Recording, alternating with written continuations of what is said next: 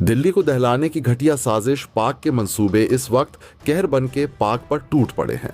भारतीय सेना लगातार इस वक्त पीओके से लेकर के एलओसी तक सभी ठिकानों पर एक के बाद एक अपनी स्ट्राइक कर रही है। लगातार भारत की तरफ से पीओके में कई ठिकानों को ध्वस्त किया जा रहा है। भारत लगातार एक्शन मोड में है।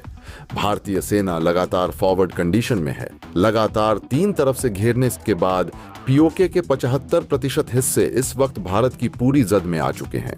या यूं कह लीजिए, भारत चाहे तो एक झटके में इस वक्त पीओके से पाक सेना का नामो निशान भी मिटा सकती है। घना अंधेरा, पहाड़ों के ऊपर पसरी ठंडी हवा और रात की उस खामोशी में सिर्फ एक आवाज सुनाई दे रही थी, भारतीय सेना की लगातार गूंजती हुई रणनीतिक थाप। इस वक्त पीओके से लेकर एलओसी तक हर मोर्चे पर भारतीय ऑपरेशंस का दबदबा तेजी से दिखाई दे रहा था। इस समय सेना सिर्फ रक्षा की मुद्रा में नहीं थी, बल्कि वह मैदान के हर दिशा में आगे बढ़ते हुए आक्रामक रणनीति को अंजाम दे रही थी। पिछले हफ्ते तक जहां पाकिस्तान के कब्जे वाला कश्मीर एक अभेद्य किला माना जाता था, वहीं अब उसके कई ठिकाने भारत की ऑपरेशनल रडार पर आ चुके थे। सैनिकों की हर चाल किसी अदृश्य युद्ध की तरह थी, बिना घोषणा के, बिना चेतावनी के, लेकिन बिल्कुल सटीक।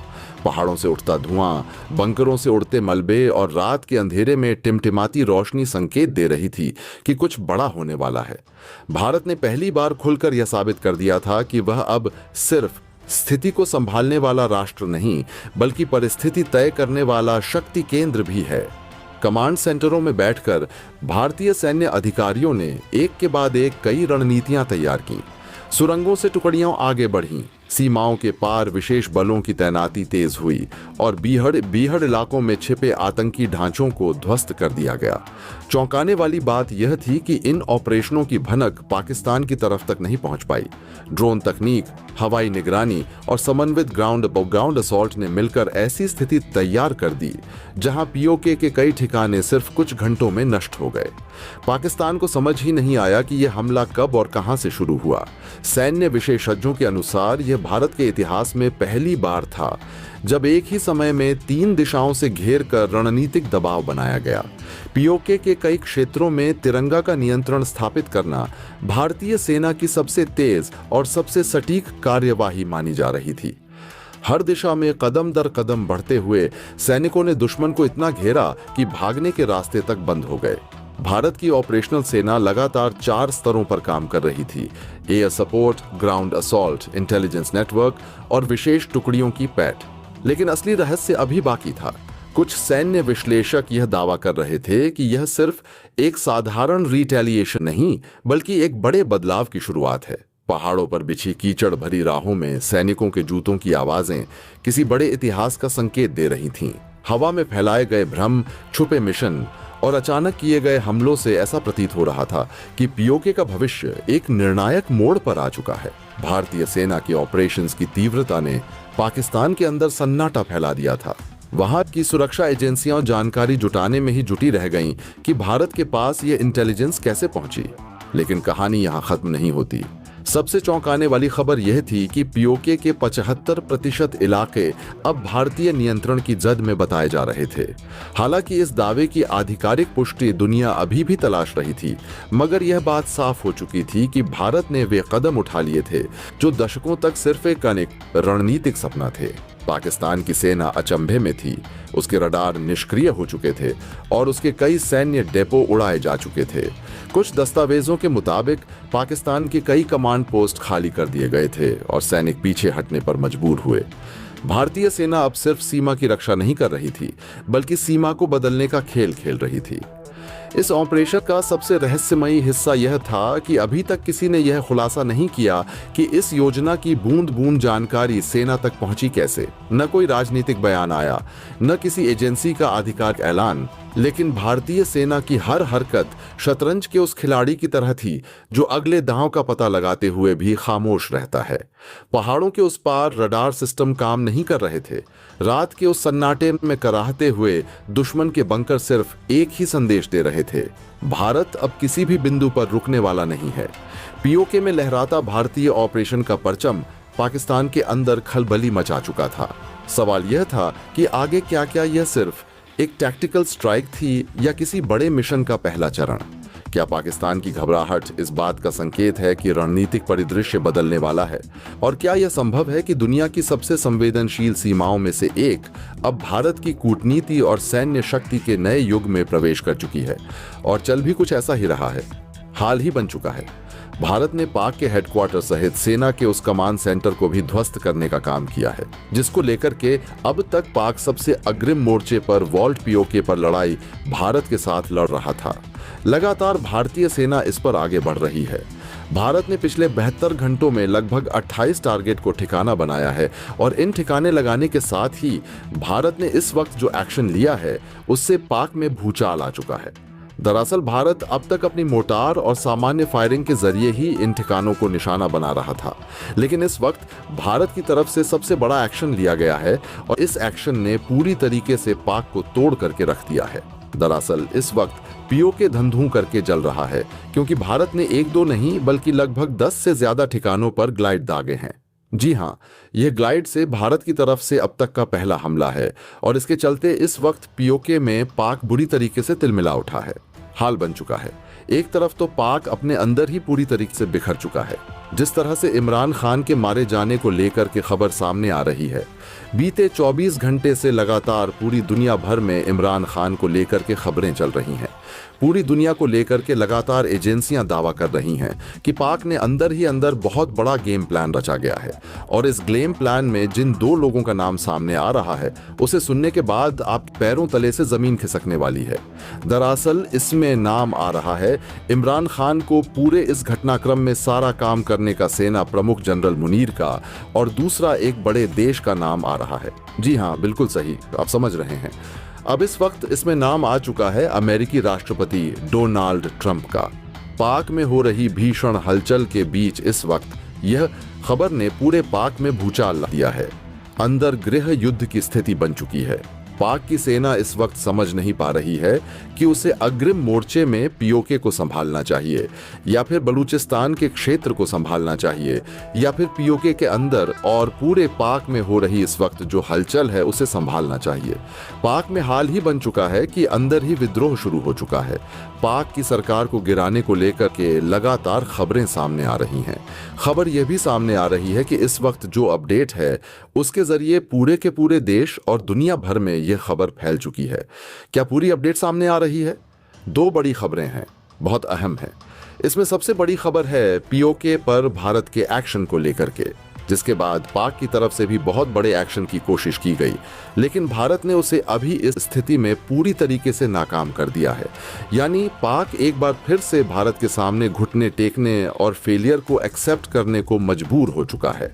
तो वहीं दूसरी तरफ पाक के अंदर उठी हलचल न सिर्फ पाक तक अब सीमित रही है, बल्कि बलूचिस्तान और जो भारत ने कहा था कि पाक के खंड खंड होने जा रहे हैं, वास्तव में अब भारत की वह कही हुई बात सही होती नजर आ रही है। और इस पूरे घटनाक्रम के बीच अमेरिका का बड़ा हाथ भी सामने आ चुका है। भारत द्वारा पीओके में की गई सीमित सीक्रेट कार्रवाई की खबर सामने आने के बाद अचानक दक्षिण एशिया का पूरा भू राजनीतिक संतुलन हिल गया। यह ऑपरेशन आकार में चाहे कितना ही सीमित रहा हो, लेकिन उसके प्रभाव ने पाकिस्तान के सत्ता तंत्र की नींव हिला दी। पहली बार ऐसा प्रतीत हुआ कि भारत की रणनीति अब सिर्फ रिएक्शन पर आधारित नहीं, बल्कि प्रोएक्टिव सैन्य कूटनीतिक प्रहार की ओर बढ़ चुकी है। नियंत्रण रेखा के पार एक सर्जिकल साइलेंट स्ट्राइक की खबर ने पाकिस्तान की सैन्य खुफिया एजेंसी और राजनीतिक नेतृत्व के बीच इतना तीखा दबाव उत्पन्न किया कि इस बार पाकिस्तान ने अपनी तरफ से जवाबी कार्रवाई की पूरी तैयारी कर ली। रावलपिंडी से इस्लामाबाद तक अचानक बैठकों की श्रृंखला शुरू हुई। पाकिस्तान के कुछ विशेष सैन्य ठिकानों पर अचानक हलचल बढ़ी। ड्रोन और मिसाइल लॉन्च यूनिट सक्रिय हुई और पाकिस्तानी मीडिया में एक आक्रामक बयानबाजी की लहर देखी गई। पर यह सिर्फ बाहरी प्रदर्शन था, क्योंकि पाकिस्तान जानता था कि भारत की चाल इस बार उसकी किसी भी प्रतिक्रिया को भांप चुकी है। भारत की खुफिया एजेंसियों ने पाकिस्तान की मंशा को लगभग शुरुआती स्तर पर ही डीकोड कर लिया। पाकिस्तान भले ही प्रतिशोध की मुद्रा में दिखना चाहता था, लेकिन भारत की काउंटर ऑपरेशन रणनीति ने उसे जकड़ लिया था। एक तरफ भारत ने सैन्य मोर्चे पर पाकिस्तान की जवाबी तैयारी को इलेक्ट्रॉनिक वॉरफेयर, सैटेलाइट सर्विलांस और साइबर इंटरसेप्ट्स के माध्यम से ध्वस्त किया। तो दूसरी तरफ भारत की राजनयिक चालों ने वैश्विक मंचों पर पाकिस्तान को अलग थलग कर दिया। पाकिस्तान की हर चाल उसी के खिलाफ इस्तेमाल हुई। मिसाइल डिफेंस यूनिट्स, निष्क्रिय ड्रोन हैक और सीमा पर तैनात टुकड़ियों की आपूर्ति श्रृंखला पर दबाव। पाकिस्तान के थिंक टैंकों ने पहली बार यह स्वीकार किया कि भारत के सामने प्रत्यक्ष युद्ध की कल्पना भी एक आत्मघाती कदम बन चुकी है। इस पूरे घटनाक्रम ने पाकिस्तान को एक बार फिर भारत के सामने उसी खतरनाक मोड़ पर ला खड़ा किया जहां उसे अपना असली सैन्य राजनीतिक फेलियर स्वीकार करना पड़ा। लेकिन कहानी यहीं खत्म नहीं होती, क्योंकि पाकिस्तान का असली पतन सीमा पर नहीं बल्कि उसके भीतर शुरू हुआ। पाकिस्तानी जनता, खासकर बलूचिस्तान, सिंध और खैबर पख्तूनख्वा में अचानक यह समझने लगी कि देश की सत्ता ने दशकों तक सिर्फ उन्हें दबाने और राष्ट्रीय सुरक्षा के नाम पर उनका शोषण करने की कोशिश की थी। बलूचिस्तान में अलगाव की आग पहले भी थी, लेकिन इस बार यह सिर्फ एक आंदोलन नहीं रहा, यह पाकिस्तान के सीधे टूटने का संकेत बन चुका था। भारत के पूर्व दावों, जिसमें कहा गया था कि पाकिस्तान कई टुकड़ों में बंटने के अपने अंतिम दौर में है, अचानक सिर्फ राजनीतिक बयान न रहकर वास्तविकता के बेहद करीब दिखने लगे। बलूचिस्तान के विद्रोही समूह, सिंधी राष्ट्रवादी और पश्तून आंदोलन के नेताओं ने खुलकर कहना शुरू कर दिया कि पाकिस्तान का भविष्य अब एक एकीकृत राष्ट्र नहीं बल्कि टूटे बिखरे प्रांतों के रूप में लिखा जा चुका है। ऐसा लगने लगा था कि भारत द्वारा पीओके में की गई कार्रवाई सिर्फ एक सैन्य कदम नहीं बल्कि एक ट्रिगर पॉइंट थी, जिसने पाकिस्तान की आंतरिक विसंगतियों को विस्फोटक रूप में उजागर कर दिया। इसी बीच एक और रहस्य सामने आया। इस पूरे घटनाक्रम में अमेरिका की मौजूदगी। लंबे समय से पाकिस्तान और अमेरिका के रिश्ते तल्ख होते गए थे। चीन पाक आर्थिक गलियारे और बढ़ती चीनी सैन्य उपस्थिति ने अमेरिका को यह एहसास करा दिया था कि पाकिस्तान अब उसके लिए एक रणनीतिक संपत्ति नहीं बल्कि एक खतरा बनता जा रहा है। अमेरिका ने एक ओर भारत की रणनीति को मौन समर्थन दिया और दूसरी ओर पाकिस्तान पर दबाव बनाने वाली आर्थिक और सैन्य नीति अपनाई। अमेरिकी खुफिया संस्थाओं द्वारा पाकिस्तान के अंदरूनी हालात पर निगरानी बढ़ा दी गई। अफगानिस्तान में अमेरिका को भारत की आवश्यकता थी और भारत ने इस स्थिति का इस्तेमाल एक शक्ति केंद्र के रूप में किया।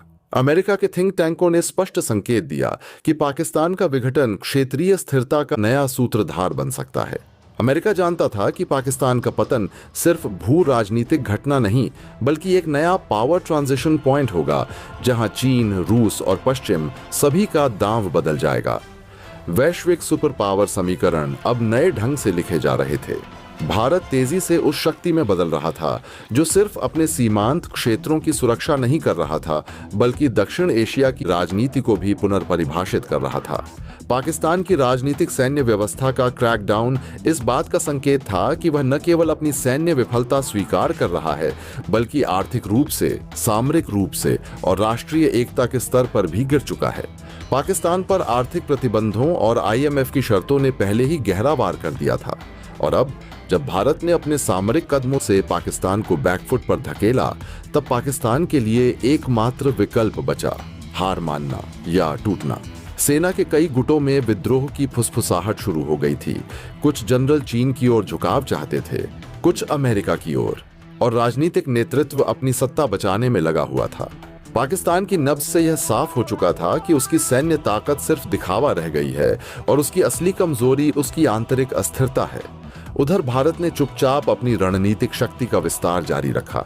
पाकिस्तान के भीतर उठ रही विद्रोही आवाजें जो कभी दबा दी जाती थीं, अब खुलकर भारत से समर्थन और अंतर्राष्ट्रीय समुदाय से संरक्षण की मांग कर रही थीं। बलूचिस्तान खास तौर पर उस स्तर पर पहुंच चुका था जहां पाकिस्तान की सेना की मौजूदगी भी नियंत्रण स्थापित नहीं कर पा रही थी। भारत का यह संकेत कि पाकिस्तान कई टुकड़ों में बंटने जा रहा है अब सिर्फ एक चेतावनी नहीं बल्कि एक संभावित भविष्य का ब्लूप्रिंट लगने लगा था। यही वह बिंदु था जहां से भारत एक नई शक्ति के रूप में उभरा, जिसने न सिर्फ सैन्य मोर्चे पर पाकिस्तान को मात दी बल्कि उसकी आंतरिक कमजोरी को भी उजागर कर दिया। इन सब के बीच अमेरिका की भूमिका पूरी तरह संतुलित लेकिन प्रभावशाली रही। उसने न तो खुलकर हस्तक्षेप किया और न ही पीछे हटे। अमेरिका जानता था कि पाकिस्तान का अंत भारत के लिए लाभकारी होगा और इस पूरी प्रक्रिया में वह क्षेत्रीय शक्ति के रूप में भारत को उभरते हुए देख रहा था। यह केवल एक सैन्य संघर्ष नहीं था, यह भू राजनीति, अर्थव्यवस्था, रणनीति और क्षेत्रीय शक्ति संतुलन का वह निर्णायक मोड़ था जिसने भारत और पाकिस्तान के बीच दशकों पुरानी कहानी को एक नए अध्याय में बदल दिया। इस अध्याय का सबसे बड़ा सस्पेंस यही था, पाकिस्तान का भविष्य अब पाकिस्तान के हाथ में नहीं था। भारत, अमेरिका, चीन और मध्य पूर्व की शक्तियों के बीच पाकिस्तान सिर्फ एक भू राजनीतिक मोहरा बन चुका था। दुनिया देख रही थी कि यह सिर्फ पीओके के लिए लड़ी गई लड़ाई नहीं, यह एक नया जियोपॉलिटिकल गेम था जिसमें भारत निर्णायक खिलाड़ी के रूप में उभर आया था। पाकिस्तान अपने ही आंतरिक भ्रम में फंस चुका था और आने वाले दिनों में दक्षिण एशिया का नक्शा बदलने वाला था। जब दुनिया के विश्लेषक इन घटनाओं को जोड़कर देखने लगे, तब एहसास हुआ कि यह मामला अब सिर्फ सीमा पर ठनने वाले युद्ध का नहीं, बल्कि उस बड़े तूफान का संकेत था जो संभवतः पूरे क्षेत्र की नियति बदल देगा। भारत ने पहली बार यह साबित कर दिया कि सच्चाई का हथियार किसी भी बम या मिसाइल से अधिक ताकतवर होता है। इस प्रतिबंध के बाद पाकिस्तान सिर्फ भारी सैन्य प्रतिबंध का शिकार नहीं बना, बल्कि वैश्विक व्यवस्था में अपनी विश्वसनीयता खो बैठा। 28 देशों का यह फैसला केवल एक फैसले भर नहीं, बल्कि आतंकवाद के खिलाफ चल रही विश्व युद्ध की अगली बड़ी रणनीतिक चाल बन गया। और पाकिस्तान के सामने अब एक ही रास्ता बचा है, या तो आतंक छोड़कर विश्व समुदाय के साथ आए, या फिर इतिहास के सबसे बड़े रणनीतिक अलगाव में खुद को तैयार करे। और इस खबर ने पूरे पाक में खलबली मचा दी। दोस्तों, आपकी क्या राय है कमेंट बॉक्स में जरूर से बताएं, और साथ ही चैनल को सब्सक्राइब करना ना भूले। आपके एक सब्सक्राइब से हमारी काफी बड़ी मदद होती है। जय हिंद।